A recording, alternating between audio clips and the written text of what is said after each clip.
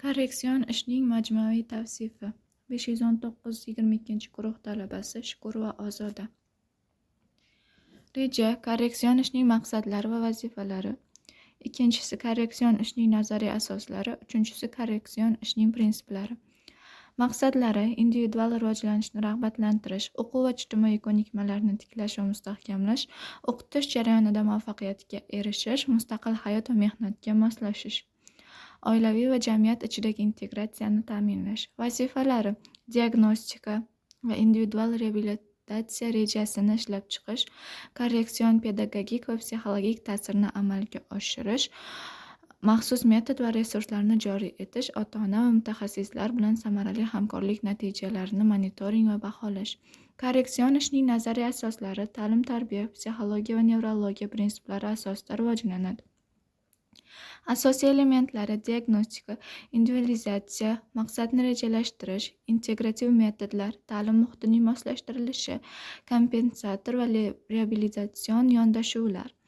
Nazariy asoslarda o'quvchining rivojlanish darajasi, pedagogik va psixologik resurslar, ijtimoiy-madaniy omillar, dalillarga asoslangan metodika va samaradorlikni baholash usullari ko'rib chiqiladi.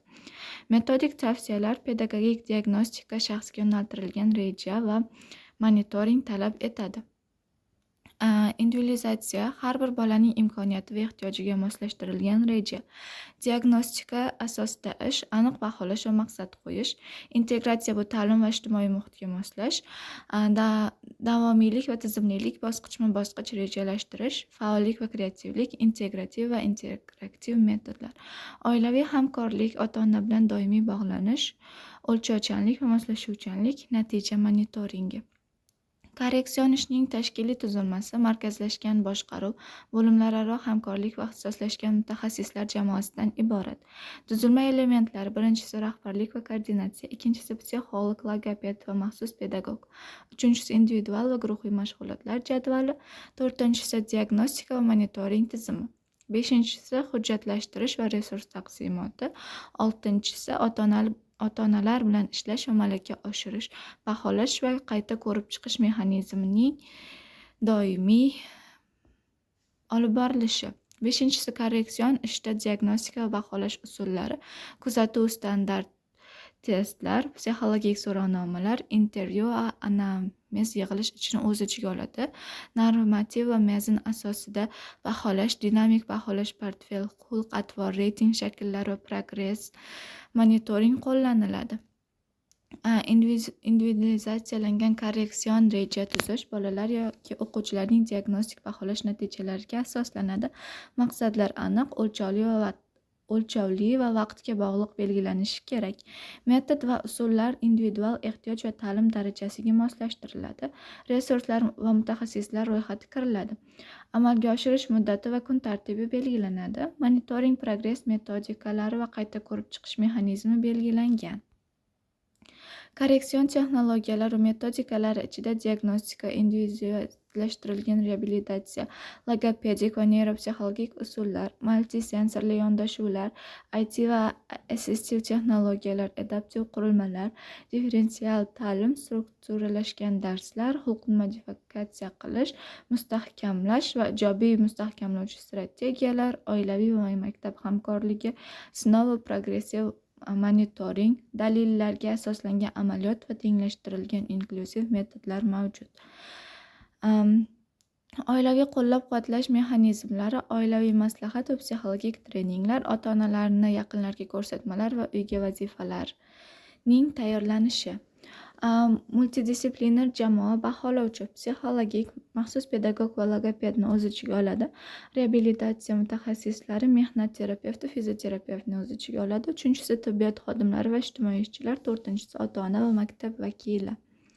Korreksion mashg'ulotning monitoringi uchun mavsumiy reja, indikatsiyalar va baholash asboblari ishlab chiqariladi. Boshlang'ich va o'rta va yakuniy baholashlar o'tkaziladi.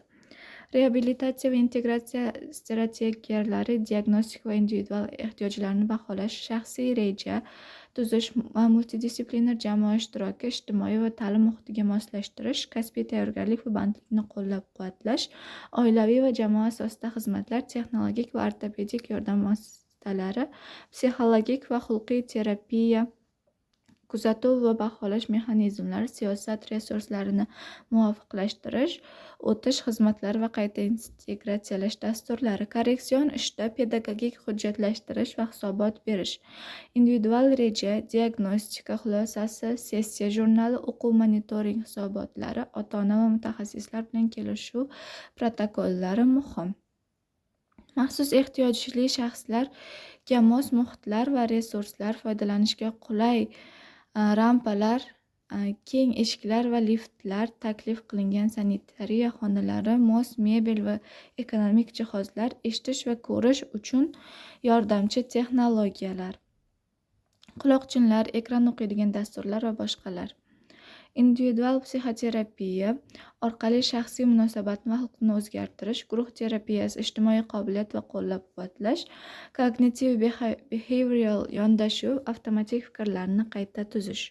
Motivatsion intervyu bu ichki motivatsiyani oshirish.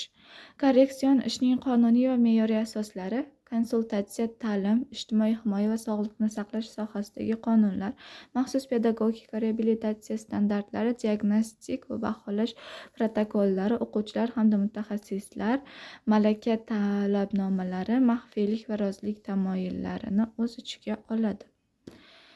E'tiboringiz uchun rahmat.